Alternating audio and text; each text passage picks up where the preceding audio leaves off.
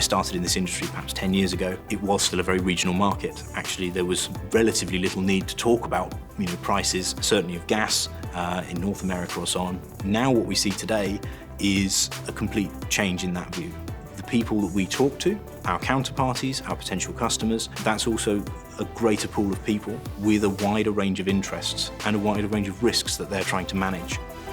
Whether we're talking about a more complex agreement, such as these intercontinental type things, or even if we're talking about a more standard deal just here within Germany, the notional value of that can very easily run to the millions or even tens of millions. So the importance of making sure that what happens after the trade is concluded is just as important as making sure that we get the right numbers, the right analysis before we agree to do something.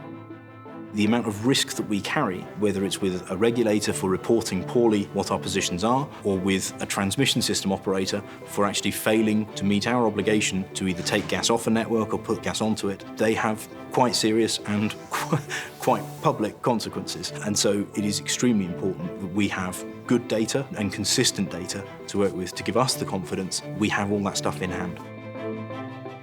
There have been a number of aspects to us solving that problem. On the one hand, we've needed to come up with data structures that help us to be more flexible. On the other hand, of course, we need to perhaps move away from traditional deal booking solutions for this sort of stuff. And this is really where the Uniper Data Lake has come in to help us, particularly with tools like Talend.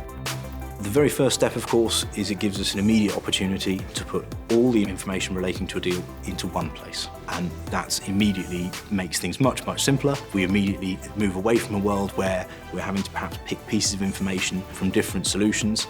And none of these things are impossible, of course, but it all takes time and it introduces operational risk. And what we can do by moving to this single centralized model is, of course, that central source of truth.